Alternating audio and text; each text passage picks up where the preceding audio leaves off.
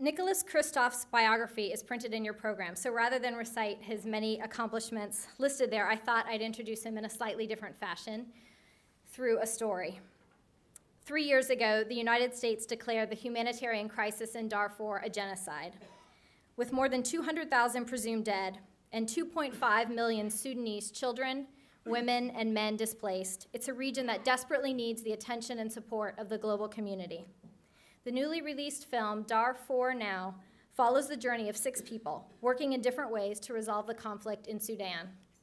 One of the 6, activist Adam Sterling, was a college student at UCLA, trying to find a major and waiting tables before he became involved in fighting for peace in Darfur. A few years ago, he began lobbying for legislation that would keep California state funds out of Sudan as a way of putting pressure on the government in Khartoum. He started his uphill battle with a goal: to get 2,941 flyers signed, a figure that coincided with the bill number on his proposed legislation. In only a few weeks, he had over 4,000 signatures. Eventually, his bill succeeded and was signed into law by Governor Arnold Schwarzenegger. Since then, Adam has had other successes around the country. Similar laws have now been passed in over 12 other states. So how did Adam Sterling, a college student, get involved in this crusade? Here's what he said in an interview. For me, it started with a story. It was a story written by Nicholas Kristof of the New York Times, sent to me by a friend in 2004. In the column, Kristof described visiting one of the refugee camps and speaking with a young mother. And he asked this young mother, he said, "Every time you send your daughter out to collect firewood, she is raped. Why don't you send your son?" And the mother's response was, "If I send my son, he'll be killed. If I send my daughter, she'll only be raped." Adam continued, "That type of forced decision," he said, "I had nothing to compare to it in my own life. It shattered me to the core, and from that point forward, this is all I have been doing."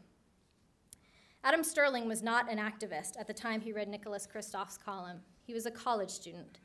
He wasn't a guy looking around for a cause. He was a guy trying to figure out what his major was going to be and what he was going to do after he got out of school.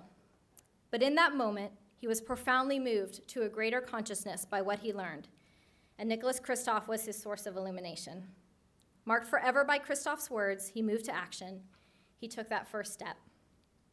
That's what Nicholas Kristof does for us. He connects us to these unspeakable atrocities on a personal level, and he dares us to act. He takes a crisis of enormous magnitude and scale and humanizes it, turning it into something people can understand and relate to on basic human terms. He makes us look into the eyes of people who have lost family members, entire villages, friends, loved ones.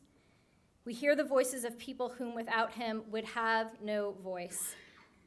For too many of us, the problems of Africa still seem a world away, involving people who seem very different from us. As Americans, we too often use geographic distance and the distances of culture and economics as shields to excuse ignorance and inaction. We are inclined to turn away. What Nick Kristof does for me in his writing is shrink time and space. He brings things closer to us. He allows us to draw connections and compels us to turn our ignorance into outrage and our inaction into engagement. 2 weeks ago, when US News and World Report named him one of America's top leaders, they said this: "As a columnist for the Times, Kristof is showing a new generation that journalists needn't just watch disasters unfold. They can also try to avert them by advocating for change." Kristof himself more modestly described his work in this way. He said, "We in the journalism business traditionally haven't been very good at covering things that happen every day. Malaria, AIDS, genocide. So I try to use my column a little bit to try to bring those things out of the background, front and center and onto the breakfast table. And if I can make people spill their coffee, I'd like to do that." Please hold on to your coffee mugs and join me in wishing Nicholas Kristof a warm welcome.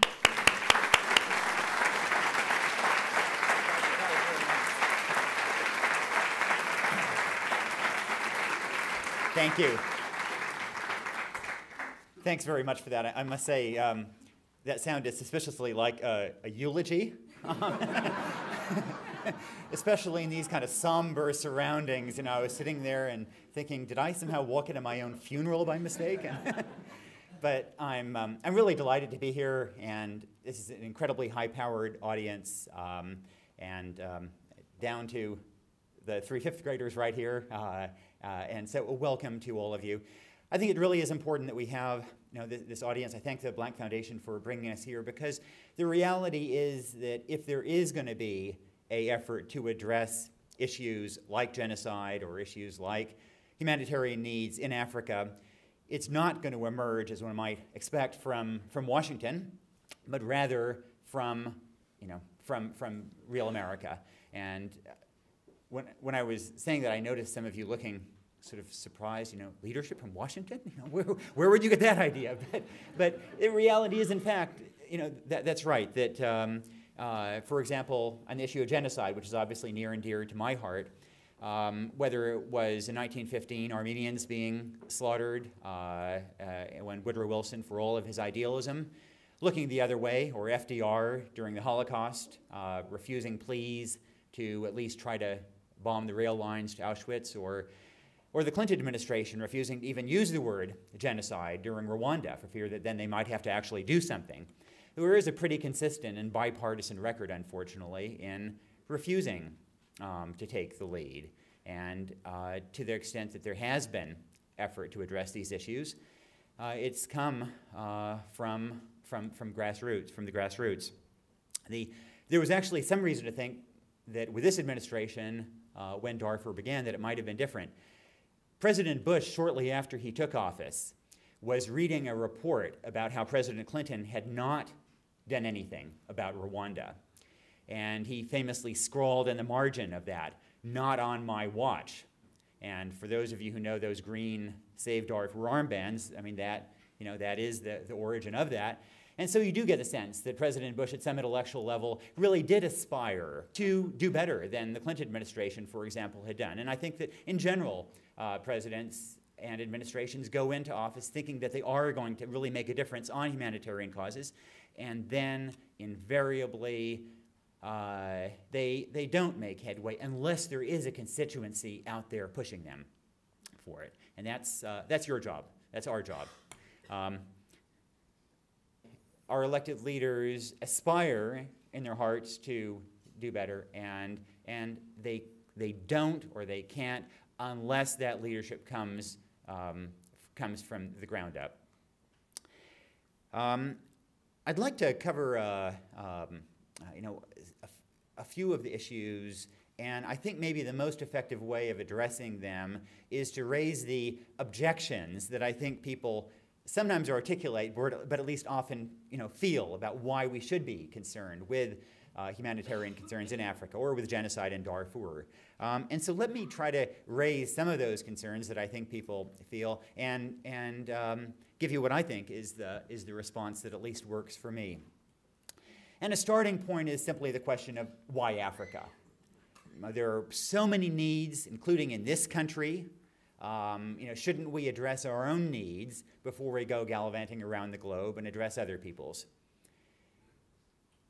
And I have a contest every year where I take a student with me to Africa. And the first year I did that, I took a young woman from Mississippi who had grown up in poverty, and she very much felt that way. She was very skeptical of this whole notion of, why was jumping up and down about Africa. And then we got to one of the issues we were addressing was maternal health, maternal mortality. And we were in a little clinic in southeastern Cameroon talking to the doctor about maternal mortality, and we knew intellectually that 500,000 women a year die in childbirth or pregnancy in the developing world. And then, as we were talking to the doctor, it turned out that there was a woman in the next room she was from a village.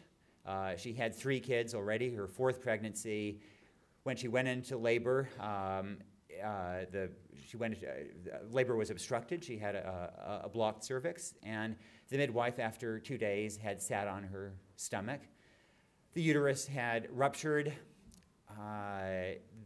somebody in the village had taken her to the hospital on a motorcycle, and then the doctor had asked for $100 to remove the fetus, and the family didn't have $100. And there was such contempt as well from the medical staff for this woman because A, she was female, and B, she was poor, and C, she was rural, she was a villager, that even when we provided the $100, and when we gave blood, because the doctor said, well, anyway, she would need a blood transfusion if we were to operate, when we gave blood for that, then even so, he just went out the back way and went home, and we watched her die. And so this young woman I take in from Mississippi, she had remembered going without health insurance when she was growing up and the frustration of that. But she said, at least I could go to the emergency ward and people weren't dying right in the hospital because nobody would look at them. And it really is different. This year, I took the Win-A-Trip winner to the place that is the site of the most lethal war since World War II. Anybody know what country that is? Congo, yeah. The Congo, it gets very little coverage, which probably is an indictment of what those of us in the news media do, but it's the most lethal conflict since World War II. Maybe roughly 5 million people have died there since 1998, and it obviously doesn't get coverage. And so we went to Eastern Congo, which is still in huge turmoil. And at one point, we were in a camp for internally displaced people, and we asked about rape victims. And so one of the camp people introduced a woman who had been raped by the militias, which is a tool there, as in much of the world. It's become a weapon of war. And so we were interviewing her under one tree, and we wanted to give her some privacy. We didn't want anybody else clustering around. And we noticed that there was a group of women who were sort of forming too close, maybe a dozen feet away. And so we tried to shoo them away a little bit. And they explained, we've all been raped. We want to tell our story too. And that it was so painful to see a situation like that where you have the people lining up to tell their stories. We met a woman called Cecily who she'd had 3 kids. 2 years ago, in a bout of unrest, the 2 elder children had starved to death. The youngest one was still nursing at the breast, and so was able to get enough milk, and so Cecily was able to keep the baby alive. Then 2 months before we had arrived, her husband had been out trying to farm their plot, and one of these militias had gone out and killed him. After that, Cecily couldn't go out because of the risk into the fields to till their land or to harvest the crops, and nobody else in the village dared to either. And so her baby, the youngest child, was starving to death. It's an exceptionally painful way to die, and a slow motion way to die. And, so there certainly are problems here in this country. We need to address those issues of poverty, but there really is a difference between the humanitarian needs abroad in a place like Eastern Congo and those here, and we can do both at the same time. Now, I think another objection that people often have is that there's a sense, and again, this is one I think people feel more often than they articulate, but a sense that, look, it's too bad about Africa, but frankly, Africa's always a mess, it always has been. What's the point of trying to, bail these people out? They'll just be at war again. It's hopeless. And my answer to that is very much shaped by having lived in Asia for much of my career. I lived in China for 7 years, and you look back at China, and for much of modern history, that's exactly what people said about China, that it was hopeless. And in fact, China in 1950 had a lower per capita income than it had had at the end of the Sung dynasty in 1290. And these days, it's common to say that, well, China is booming because of its culture. Well, all those centuries when China was going downhill, everybody was writing it off, and they were saying, oh, it's because of its culture. And Bangladesh as well. Henry Kissinger famously referred to Bangladesh as a basket case. And in fact, if I can almost measure the moment when Bangladesh hit its low, because that's the moment that I chose to write an article saying that basically Bangladesh is more or less hopeless. And just at that moment, it picked up and improved. And in fact, I think Africa has already turned the corner. If you look at Africa's growth rates, this year it's going to grow at about 6%, which is more than double the economic growth rate of the US. You get some countries that have really been booming, and there are a lot of other needs in other places. But as governance improves, you do get a sense that Africa really does have a future and can follow Bangladesh and other countries. I think there's another related issue, and that is that it may be that we in the news media harp too much on the failures, that what we tend to do is cover the famines and not the places that are succeeding. And it may be that disproportion, there's a debate in journalism about this question. I mean, if part of it is that we tend to cover the planes that crash, not the planes that take off, and we do the same for countries. We cover countries that crash, not the countries that take off. But it may be that this emphasis on doom and gloom does paint a picture that is not only unrepresentative of the mosaic as a whole, but perhaps is also not always helpful to the larger continent. I also think that to the extent that Africa does face some real problems, we have to acknowledge that we are part of those problems, and climate change is the biggest example. That climate change is a huge challenge for Africa in the coming decades, and part of that is that if you have certain fragility in countries already, then if the rainfall doesn't come, in Atlanta, there are coping mechanisms. If rain doesn't come in Burundi, then people die. And Africa is not producing any carbon emissions to speak of. Their rainfalls are affected because of our carbon emissions. And it's obviously very difficult to gauge, and there's a lot of uncertainty. But it may well be that our carbon emissions are vastly dwarfing the assistance that we have provided.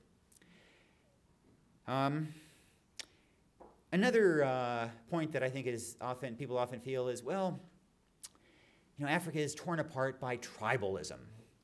And the problems there arise from one tribe persecuting another tribe and so on. I think for starters, maybe the one point to note is that if Africa were looking at our history, they would say, well, yeah, what was that Holocaust about? Wasn't that about, the Christian tribe killing the Jewish tribe? Or, people do perceive things in different ways. And even within Africa, I think that we sometimes tend to exaggerate the degree to which the problem is tribalism, as opposed to awful governance or, evil, if you will. In Darfur, the government says that the problem is tribalism. They acknowledge that there have been killings, and they say it's not genocide, it's not the government, it's one tribe killing another tribe. I'm going to show you a video later, and some of the scenes I'll show you are from a village called Tama that I had gone to in Darfur, and the government-backed militia, the Janjaweed, had killed 50 people in Tama, and including grabbing kids from the arms of mothers and killing them in front of them. And as I was driving back from Tama to the town of Nyala, where I was spending the night, I was on a main road with checkpoints, and I saw, who should I see but a convoy of these Janjaweed, this Janjaweed militia that is responsible for the killings. And the Janjaweed goes sailing through these government checkpoints, and it's clear they're all buddy-buddy, that the government is facilitating their travel. Meanwhile, at one of the checkpoints, I got stopped, and I was with a photographer and a translator. The translator was a 19-year-old kid who I'd found, because most of the English speakers had been snapped up by aid groups, and so I found this university student who spoke some English, and I hired him for a week to work for me. And the authorities at this checkpoint pulled him out, and they told us, oh, you drive along, nothing to do with you, we're just going to hold him for investigation. It sure seemed to us that the investigation was going to end 15 minutes later with a bullet in his head. And it was very scary, and we tried everything we could think of. We tried to bribe these guys to let him go. We tried befriending them. And finally we said, you know, we just can't go without him. And so at that point they arrested us as well. They kept us all in a little detention hut, and it had a mural on the side of one man being held down and two others impaling him with a stake through the middle. And you know, we were sitting there waiting and waiting, and there are a few places you would less want to spend time in than a Sudanese Darfuri detention hut with that image in front of you. But it's much more complicated to do terrible things to somebody with white skin and a blue passport, frankly. And so they called in their commander. Eventually their commander showed up, and he let us all go, including the driver. But to see the Janjaweed being waved through these checkpoints and then have the authorities try to arrest my interpreter just underscored to me the degree to which this isn't just random tribes killing each other. This is a government policy. And indeed, the Janjaweed, they're paid by the Sudanese government. They are given uniforms by the Sudanese government, and they call in air support to attack villages as well. Another issue that I think people sometimes feel is, well, there are needs there, but you know, after all, we are doing a lot as it is. On the humanitarian aid front, I would just note that it is sometimes thought that our farm subsidies actually do about as much harm to African agricultural exporters as our aid does good for countries. And so it's approximately a wash. In the case of Darfur, it is true that President Bush actually has done more than most other leaders have done in the case of Darfur. I mean, I wish he would do much more. But on the relief side, the administration has done a pretty good job. If you are driven out of your village in Darfur and you can get to a refugee camp in Chad, you'll get plastic sheeting, and you'll get a doctor who can pry bullets out of you. But 4 years into this, you know, I see every time I go out there, I see doctors carving bullets out of kids. And it's great that we're underwriting that medical work. But you also kind of think that this isn't an indefinite solution, that at some point there has to be a greater effort to stop the bullets from being fired in the first place. One of my friends, I have a friend, a young American woman, who's an aid worker in Darfur, and she saw some excruciating things there, and in particular, for a while, she was working in a village where the Janjaweed was still active.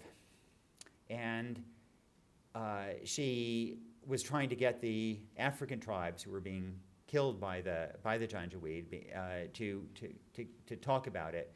And finally, she got two sisters to tell their story. And these two sisters told how about 50 of the Janjaweed had moved into this family's compound, this extended family's compound. And these Janjaweed had forced this African family, in effect, to be their slaves. They had to kill their animals to feed the Janjaweed. They had to go get water for the Janjaweed to drink. They had to cook for the Janjaweed. And in the case of these two sisters, they had to sleep with the Janjaweed. And then after several days of this, their father had worked up his courage and had gone to the commander of the Janjaweed, the commander of these 50 people who were in their compound, and had begged him and had gotten down on his knees and said, you know, please, we'll do anything you want, but just let my daughters go.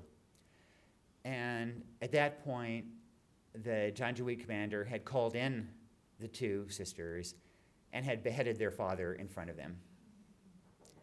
And so my friend asked these two girls and said, well, what can we do for you?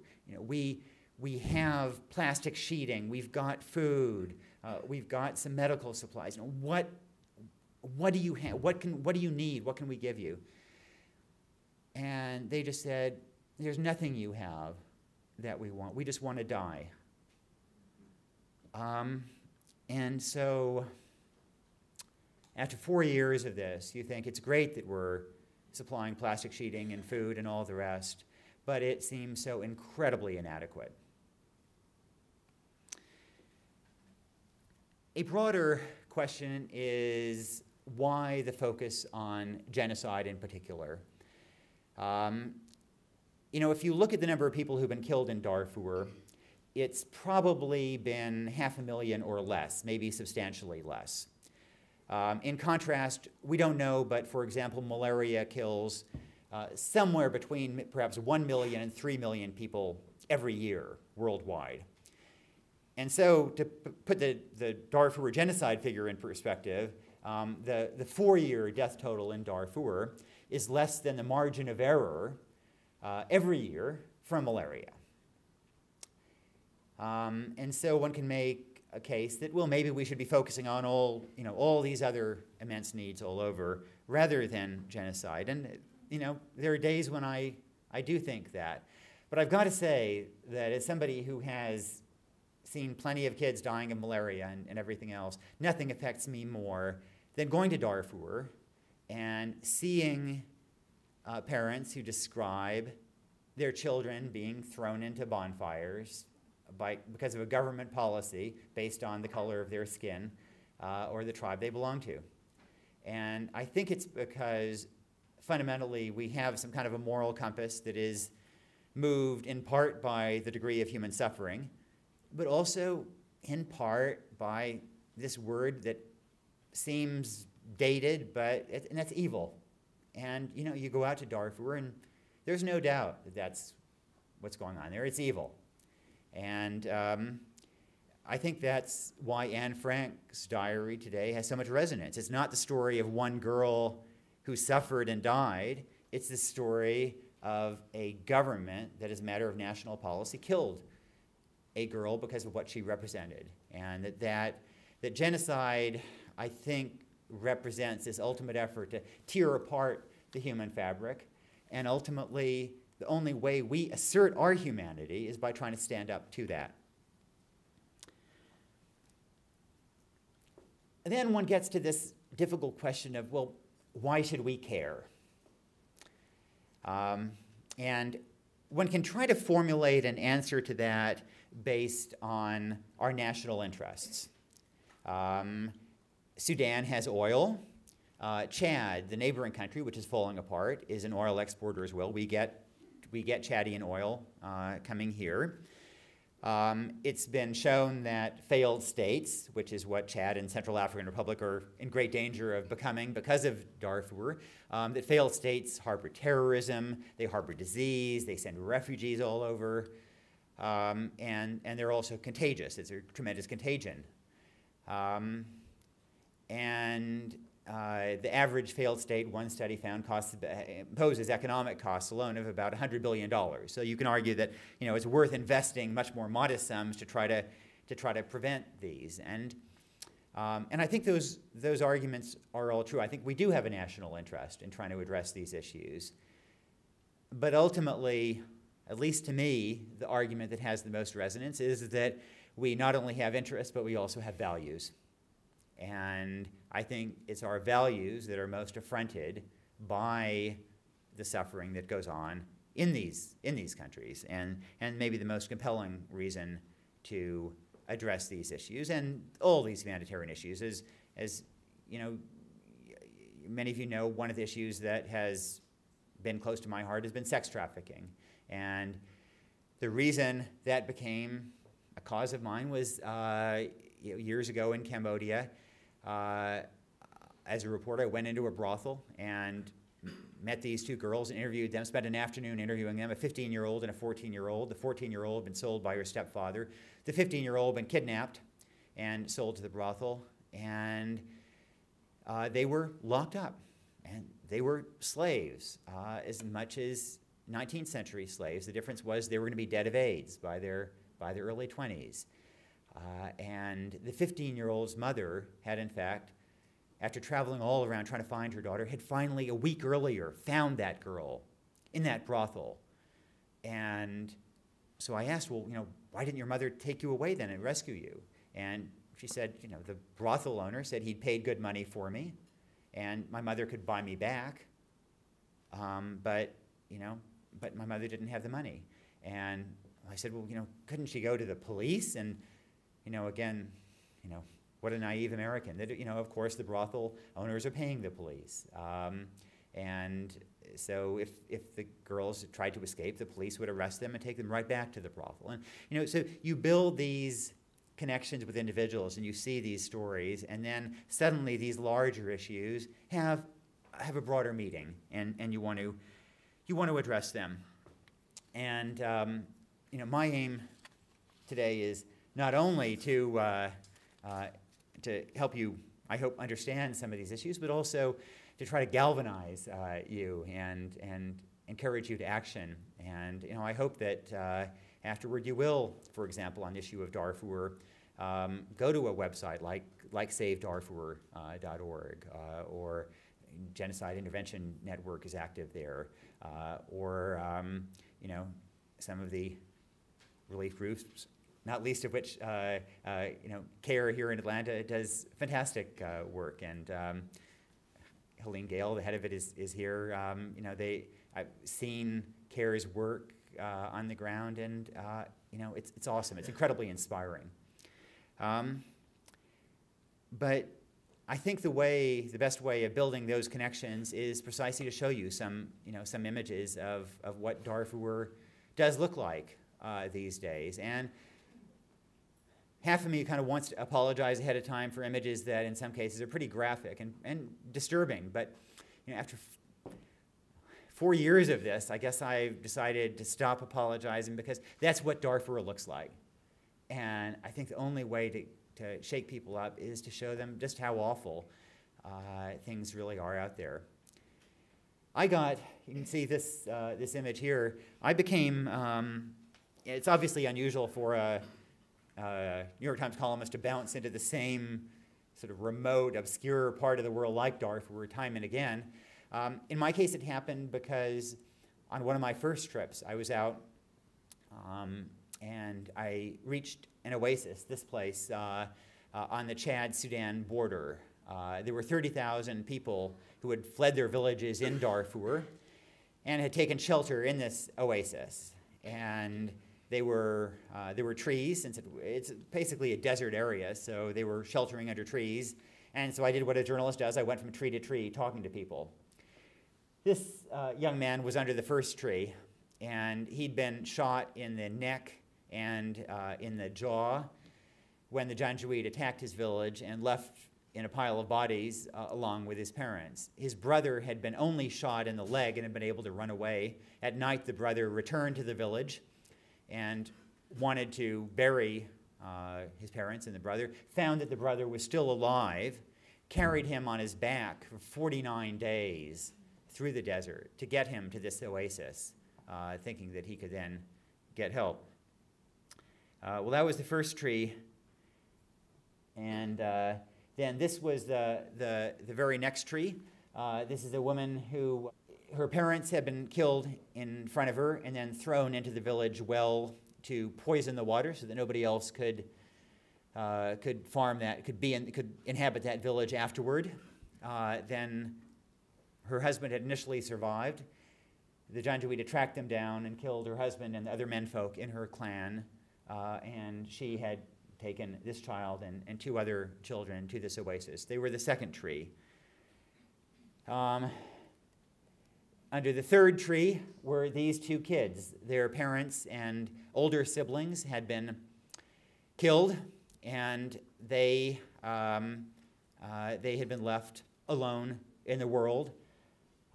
this 5-year-old girl looking after her 1-year-old baby sister, and there they were. I should say that I went back later and was able to find these same kids, and they were doing much better. And again, I think that's also one answer to this issue of hopelessness, that we think that our efforts aren't really making a difference because the killing does go on. But you've got to also remember that there are hundreds of thousands of people who are alive today who wouldn't be if there hadn't been all those Save Darfur posters. And those 2 kids are alive today for precisely that reason, that the Janjaweed doesn't attack their camp, because it's concerned that Sudan is concerned that if it were to do that, that would be one step over the line. There would be, the protests would be too great. So those protests really do, they do make a difference, and those 2 kids are examples of that difference that they make. Under the next tree, we have this woman, Zahra. Her husband was killed in front of her. Her 2 small kids had been pulled out of her arms, killed in front of her. Then she and her 2 sisters had been kidnapped by the Janjaweed for a week. At the end of that, the 2 sisters had been killed. She had been left naked in the desert to wander back, and she'd been mutilated on the leg to stigmatize her forever as a rape victim, which has been a very common practice by the Janjaweed all across large areas. They call it marking the victim, to mark the victim so that everybody will know that she is a rape victim, and to make the whole approach of terrorizing communities that much more effective. And I think what really got me was that those were the first 4 trees where I did interviews. And in every direction, as far as I looked, there were more trees and more people under them with stories just like theirs. And that was really the moment when, to me, both the brutality of the atrocities and their scale hit home to me. And after that, I've just found it very difficult to stay away from the issue when you know that Zahra is still out there, and those 2 kids are still out there, and people are still going through these issues after 4 years, this genocide in slow motion. It's really hard to turn away from that. These are some images from Darfur. These are still images. Most of them were taken by a guy called Brian Steidel, who is a U.S. military observer there. These are Janjaweed right there. There's a movie called Devils on Horseback, a documentary, which is a very powerful documentary about Brian Steidel's work, and I heartily recommend it. This guy, a moment ago, that guy had been castrated, which happens a lot. This kid her head had been bashed in, another kid killed. Brian leaked these photos to me just he was so frustrated. He's an observer and has to put up with all these things. This you see the handcuffs there. This was a girls' school, a Slaya girls' school, and the Janjaweed attacked and handcuffed the girls, and we don't know, but there's a widespread presumption that they were probably raped and then burned. And it's been common for the Janjaweed to burn people alive.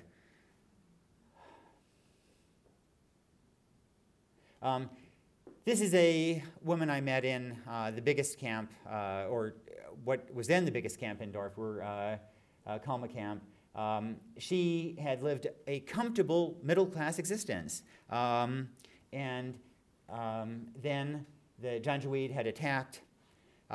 They'd initially killed her husband. Then 8 of them had gang raped her. And she just thought, if only she can get through this, then if she can get to Kalma camp, then there are foreign aid workers there, and they will save her children. And so Magbula, she hiked through the desert with her children. The youngest, Abdul Halim, was just a little baby.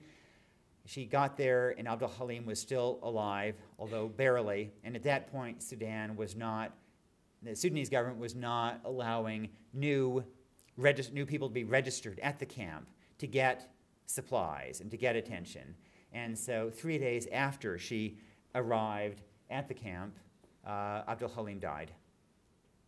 And for somebody like that to talk about, the rape is incredibly courageous. At Kalma camp, women who reported rapes were often arrested for fornication or adultery, depending on whether they were married or unmarried.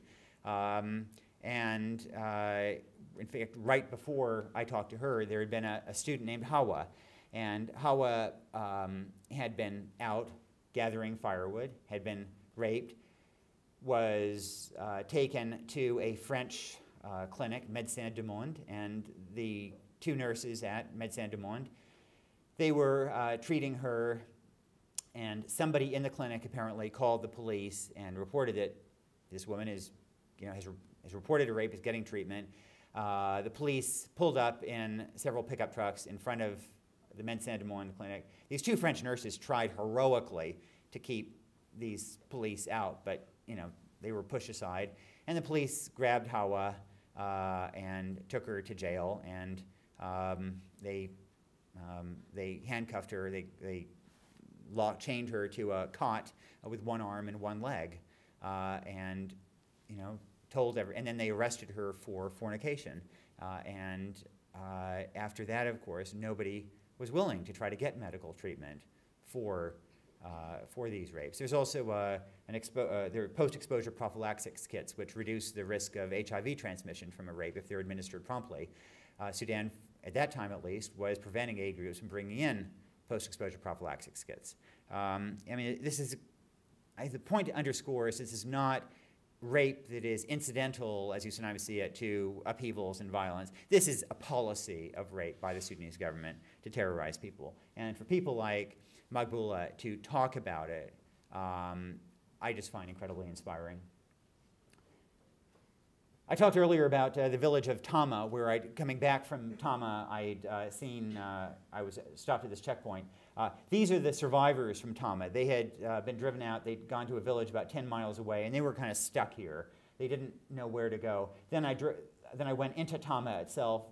This is the village, their village, which had been destroyed, and now it was just a grazing ground for camels of the Janjaweed. There was nobody in sight. And now you drive through Darfur, and you can drive for scores of miles, and you just see villages like that one. This is actually a village it's even spread into Chad in Central African Republic, and I find that one of the most depressing things, that not only did we not stand up to a government committing genocide against its own people, but we allowed it to spread in a neighboring country. This was in Chad.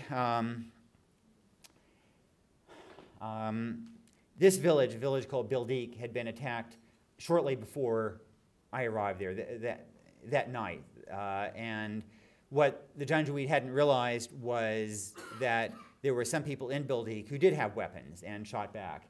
And this young man had been shot in the back, and there's another person you'll see soon whose horse had been shot out from under him, and then he'd been hit with a machete. And then the Janjaweed fled when they realized the people had weapons, and they left these two behind. And you can see they're young, they're kids. They were paid to join the Janjaweed, I think again that also puts a lie to this notion of just sort of ideological hatreds or racial hatreds, that there is an element of that, but there's also an element of a government paying people to join the Janjaweed. This is the one whose horse had been shot out from under him, and then he'd been hit with machete, and he told about being paid to do this. I asked the villagers not to kill him, and indeed they didn't. They handed him over to the Chadian military, but he was put into jail, and then after that the Janjaweed freed they came through town, killed people, and let everybody out of the jail. And then later, the village of Bildik, that village, the Janjaweed came again a few days later with more people and wiped out the village. You know, you think you've seen the absolute worst things that can happen, and then on my last visit, I ran into this young man. It was the first time I'd seen this, but since then it's happened repeatedly. The Janjaweed catch somebody, and they hold him down, and they use their bayonets to gouge out his eyes. And I think they realized the effect of that, and so now it's something that they have done repeatedly on the Chad side of the border. And what you can't see here, but even more horrifying than this young man, is at the foot of the bed, his daughter is standing there, and she was about 5 years old, and she was looking at her dad with this look of, you know, partly sympathy, but partly just utter horror, as if she was looking at a monster. And to see, you know, any girl see her father with that look just broke my heart. This is a little hospital, and only the most seriously wounded like him were in the hospital. His sister, for example, had been shot in the shoulder, and she, like most people, were out in the courtyard on the grass outside, because if you're only shot in the shoulder, then you don't merit a bed, even in, you know, two people to a bed in the hospital itself.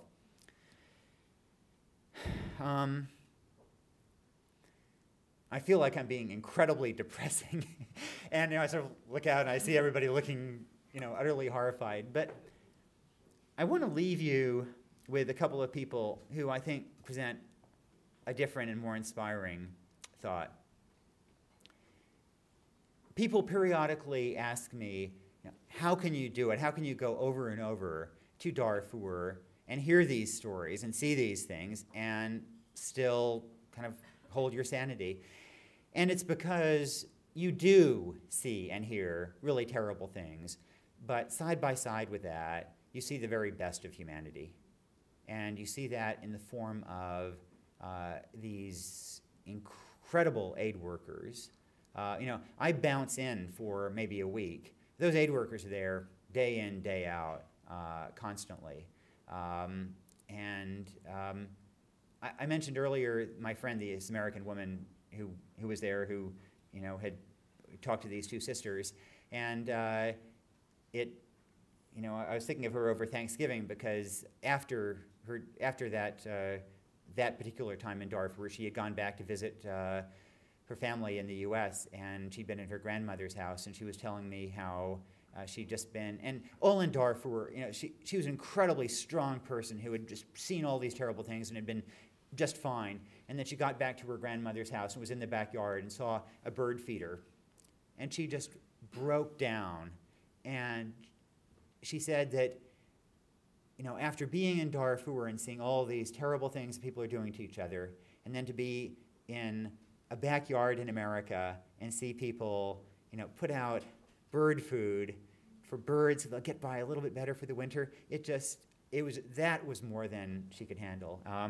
And so, you know, the aid workers, the Darfuris themselves, the local people who were involved in relief efforts, who were trying to put together a peace where it seems impossible to cobble together, you know, they inspire me more than the Janjaweed leave me depressed. So somehow I managed to come back from Darfur in a very strange way, actually feeling that there really is, you know, that there is some fundamental decency and humanity. And it's people like this who leave me with that. This man, he'd been married forever to a woman that he, you know, that he and his wife were very, very close. His wife is lame, and she could not run when the Janjaweed attacked her village. And so when the Janjaweed attacked, everybody else was fleeing. he refused to run and leave his wife behind. And so the Janjaweed caught them, and they knocked him to the ground, and they lit a bonfire on his back. And his wife, who could barely walk, was pleading with them and was trying to pull them off, and of course they were just knocking her to the ground.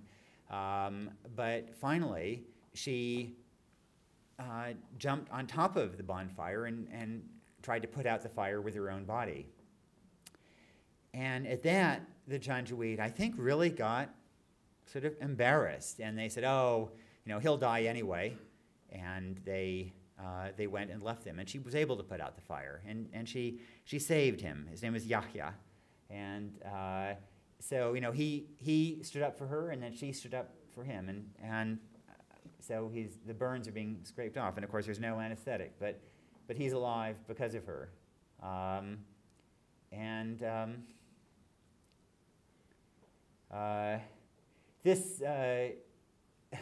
The Janjaweed have AK-47s and RPGs. These guys have bows and arrows to try to fight the Janjaweed off. The Janjaweed came back and wiped out that village. This woman, she's like Yahya. She's the kind of person who just really leaves me feeling good about humanity. Her name is Suad, and she was from Darfur and was driven out in the early stages of attacks. And she knew all about these rapes, which are very much a part of the policy. I think the Sudanese government decided very early that if you kill people, you produce these embarrassing piles of bodies. If you rape people, it's just as effective to terrorize populations and drive them out. And it doesn't leave, people don't talk about it, so there's less to explain. And so Suad knew all about that because her next door neighbor family, there was a young girl, she's 11 or 12, who'd been kidnapped by the Janjaweed for a week, and her legs had been pulled apart, and so she was crippled. And so every day, Suad sees that neighbor girl and limping around, and knows about the horror of the Janjaweed rapes. Well, Suad, then she was out with her younger sister Halima, whom she just adores. They were outside their camp. They'd fled into Chad at this point, but gradually the Janjaweed had followed them into Chad because the international community didn't prevent that. And so the Janjaweed were circling the camp, and when the women went out to get firewood, they were sometimes attacking them. Suad was with Halima, and they saw the Janjaweed coming. Suad told Halima, "You run to the camp, run back to camp, and I'll make a diversion." And that's what she did. Suad ran in the other direction, very visibly, and the Janjaweed turned and ran after her and caught her, and Halima was able to get back to the camp unscathed. And Suad was caught and gang raped by 8 people and brutally beaten. But then she, as you can see, she was also willing to appear on video and to tell the story, despite the incredible stigma of rape and the risk of punishment by the Sudanese. If people like Suad are going to stay alive, it's at the end of the day not going to be because leaders in Washington are taking the initiative, but it's going to be because people, like all of us, are putting the pressure on them. Thank you very much.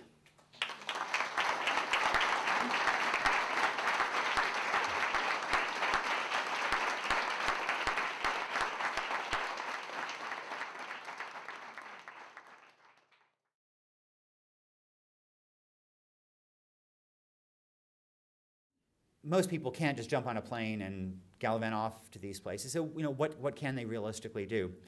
And I think that there are a couple of things. One is that I really do think it is important, actually, to encourage travel as much as possible. And it seems to me that one of the shortcomings of university education in America today is that it's possible for people to go through 4 years of university and know more about ancient Rome, perhaps, than about how, about 1/3 of the world lives today. And I think it's so important, actually, to get people out and spend some time in the developing world. It seems to me that if you look at Iraq, for example, that the biggest intelligence failure there didn't have to do with WMD, but rather it was the assumption that Iraqis were going to welcome us with flowers. And I think that if there were more Americans who had spent time in villages almost anywhere, whether in the Middle East or in Latin America, then they would, appreciate that people often see America through a prism of suspicion, that would make them, be a little skeptical about this notion that we'd be welcome. So I think that there should be much more of an effort to encourage travel, not just for the sake of helping people in developing countries, but for the sake of our own understanding of the world.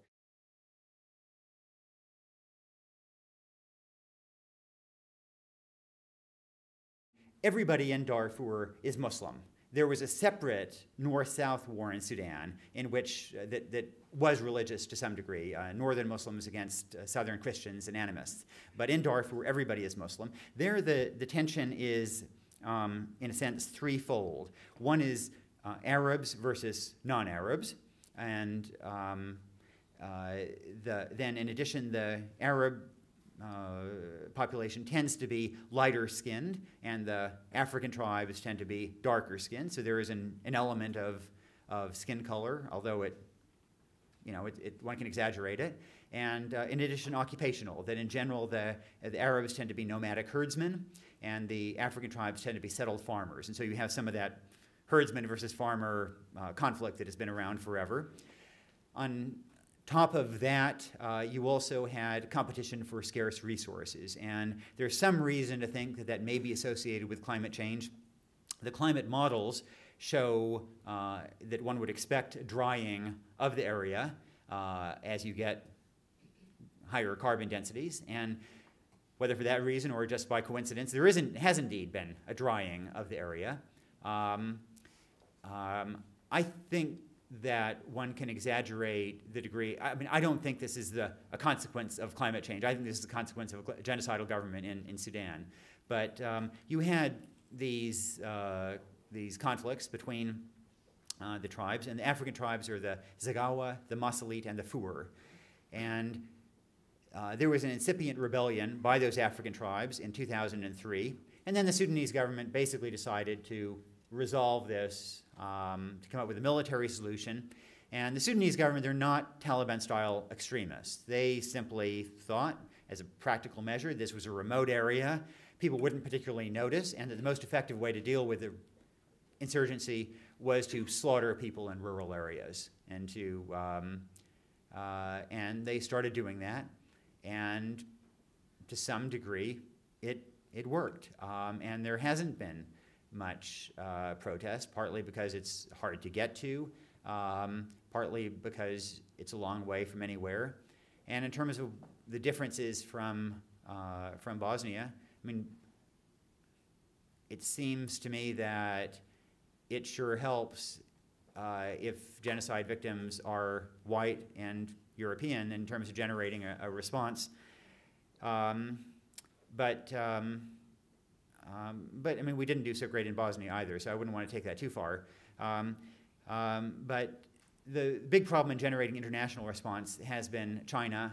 China is on the Security Council and has blocked effective action. China gets oil from Sudan and in exchange supplies weapons to Sudan. Now, ultimately, I think that if China were to put pressure on Sudan, were to say, look, we're not going to transfer arms to you unless you really negotiate seriously for a peace in Darfur, then I think at that point Sudan would be willing to make the concessions that would achieve a peace there.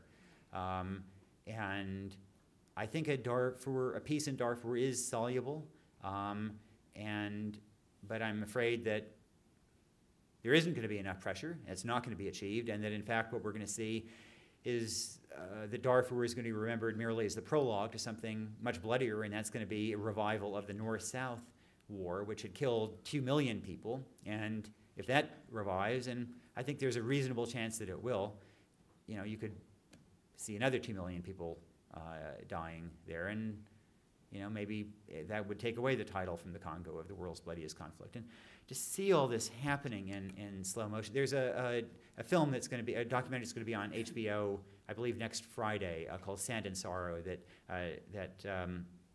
about Darfur. And they raised the question at the beginning, which I think is a good one, that the world didn't respond to earlier genocides, whether the Holocaust or Rwanda. And so what if it were to happen in slow motion to give everybody more time to respond?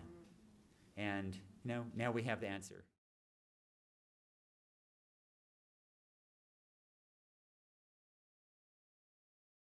It's an issue that I struggle with constantly. In the case of those brothels buying these 2 girls, what happened was, after I had interviewed these 2 girls, these 14-year-old and the 50-year-old that I talked about earlier, and I spent an afternoon with them, and I walked out of that brothel knowing that I had a good front page story and knowing that they were going to stay behind and die of AIDS.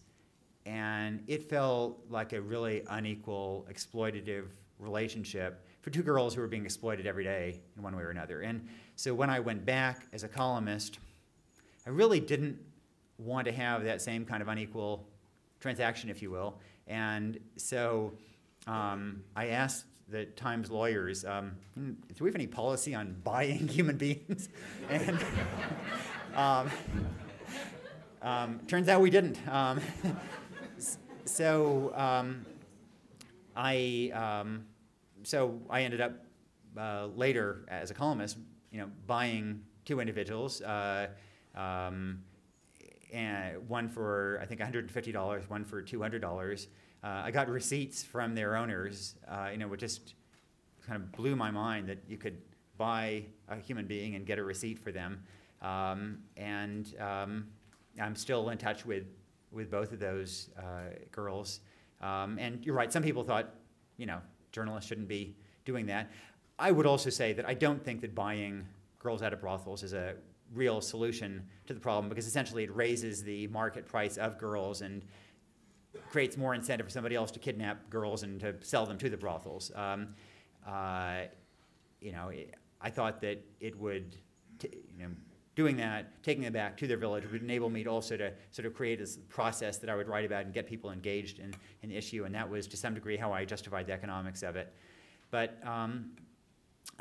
there are constantly these very difficult sort of journalistic issues, and on Darfur I dance around it. There was a big rally in Washington about Darfur. I did not go to that because speaking at a rally or attending a rally just seemed a little bit kind of over the line, and seemed a little more political. But I come pretty close to that line a great deal.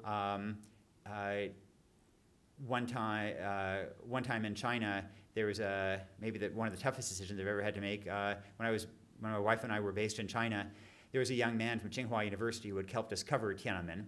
And afterward, partly because he had helped us, he ended up in prison. He escaped from prison, and then he came and asked for our help in fleeing from China. The one thing that is pretty clear for foreign correspondents is you don't help escaped felons flee the country. And yet, here was a kid who, if we hadn't helped him, at some point he was going to get caught again. He would, his life would be utterly ruined. He'd end up in prison forever. And my wife and I just agonized over that. And finally, we did help him. And he got to the U.S. He's now in the U.S. And it was profoundly unprofessional, but it also really feels like the right thing to do. I think that when I try to weigh these decisions, I try to imagine them kind of on a billboard that, okay, Kristof, helps kid escape from China after that kid, helped report on issue. That I can sort of live with. There are some other things that seem a little bit over that line. the toughest journalistic issue, in a sense, actually has been some of these people, the rape victims, what to do with their names and images. There's been a lot of really interesting work in the field of psychology about how you build a connection with people, what moves people to action.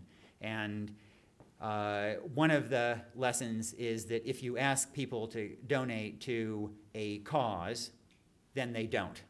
If you ask people to donate to an individual, then they will. And ironically, if you ask them to donate to an individual, but you say it's part of a larger cause, then they don't want to do that either. They donate less than if it's to the cause.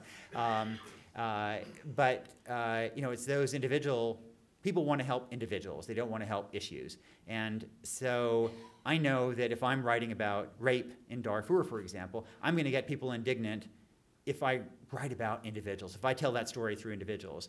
But in the case of Darfur, if I do that through an individual, then that may be great in putting pressure on Sudan to reduce a policy of rape. It may get that individual arrested by the Sudanese government. You can't imagine the things that could happen to her children, to her family, as well as just the stigma that goes on. And these things also live in cyberspace forever.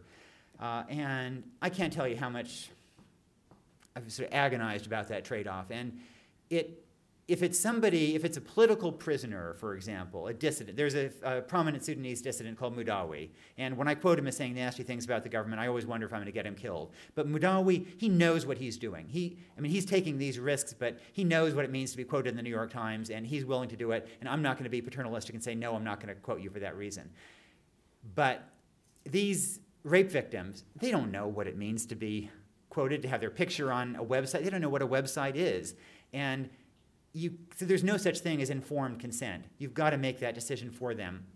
And what we do after a lot of agonizing, what we've done is I use a name, but I only use one name. So Magbula, for example, there are 1 billion Magbulas in Kalma camp.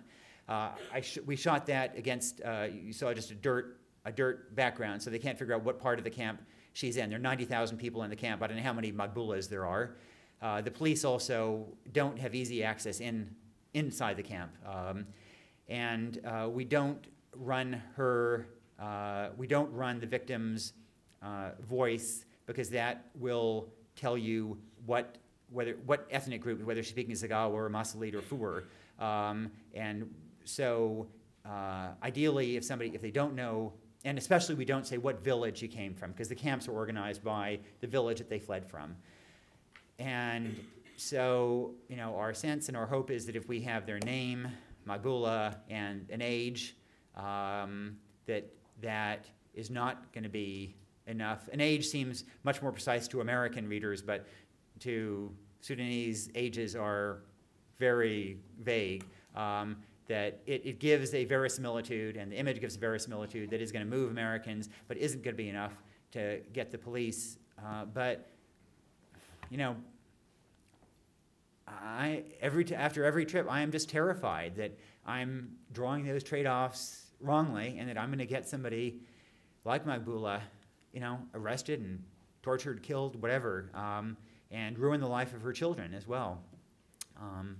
And that is an incredibly tough responsibility, and it's one of the things I find most difficult about Darfur, this notion of putting other people at risk.